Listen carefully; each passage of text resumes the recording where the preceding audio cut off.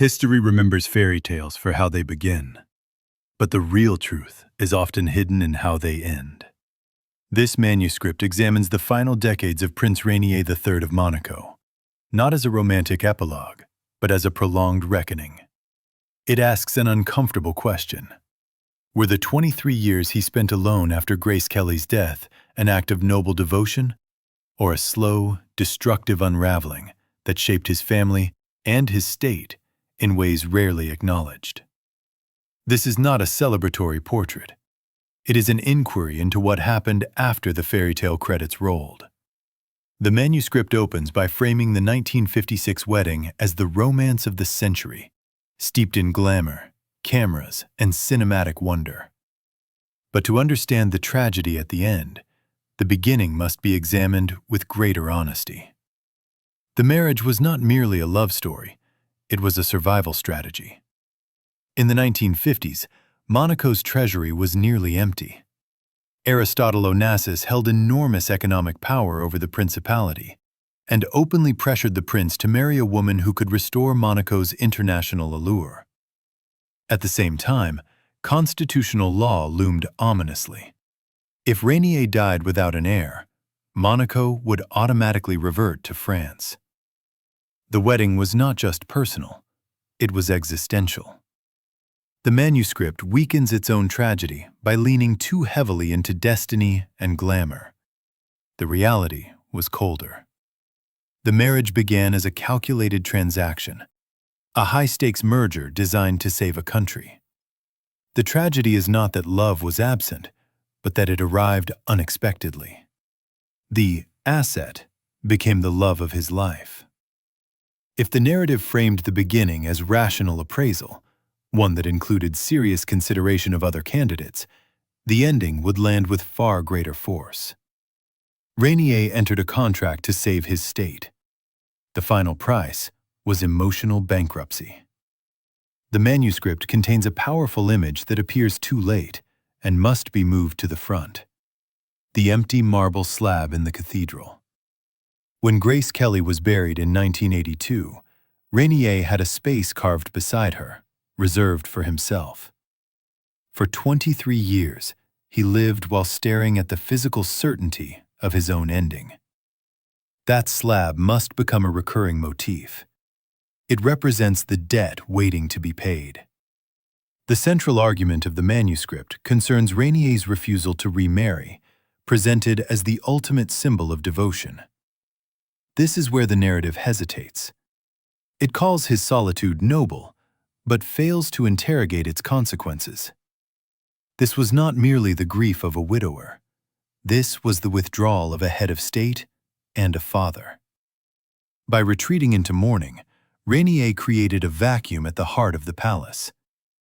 The manuscript treats Princess Stephanie's struggles as a parallel subplot, but they are not separate stories. She was 17, present in the car when her mother died, and immediately targeted by relentless press rumors. She needed a present father.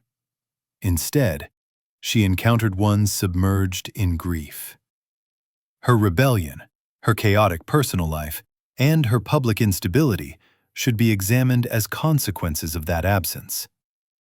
The same lens applies to Prince Albert. The manuscript mentions the 2002 constitutional amendment that allowed the throne to pass to siblings if Albert died without heirs, but presents it as a procedural detail. In reality, it was an admission of crisis. Rainier was forced to rewrite the Constitution because his son, well into his 40s, refused to marry. The implication is unavoidable. Albert grew up watching a man emotionally destroyed by love.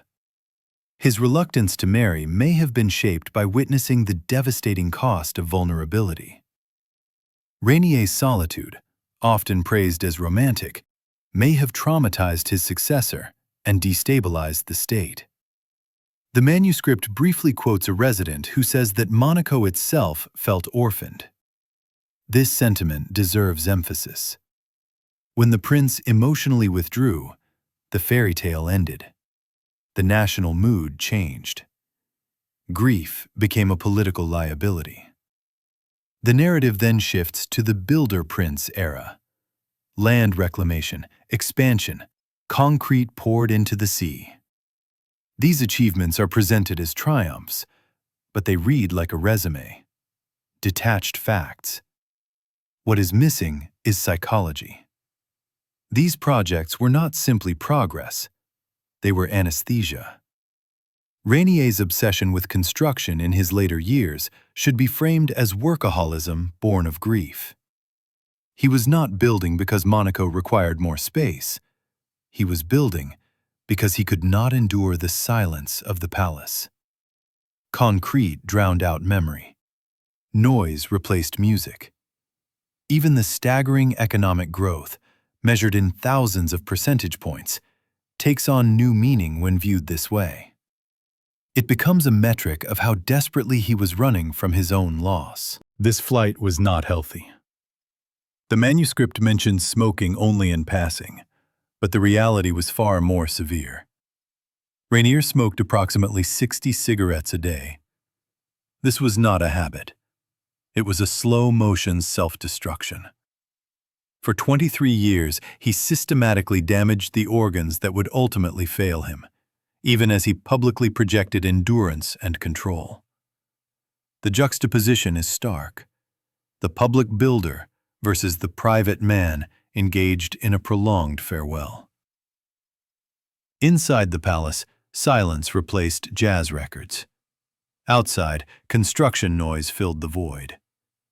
The ending of the manuscript currently reads as clinical, a sequence of organ failures, medical terminology. But the emotional truth lies elsewhere. His death in 2005 should not be framed as a medical tragedy, but as a release. Two moments offer perfect closure. The first is his final public appearance at the circus festival. Frail, exhausted, moving slowly, he received a prolonged standing ovation. This was not applause for a monarch. It was permission to leave, a collective acknowledgement that his duty had been fulfilled. The second is the funeral itself. The manuscript barely acknowledges the most important detail: the music.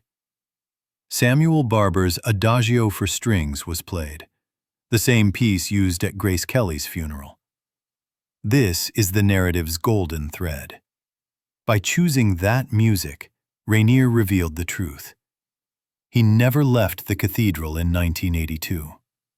For 23 years, the song had simply been paused. His death pressed play again.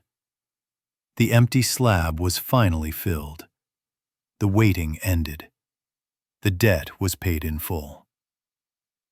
The manuscript possesses the foundation of a masterpiece, but it must stop being polite. It must look directly at the darkness behind the glamour. Only then can the tragedy speak with its full, devastating clarity.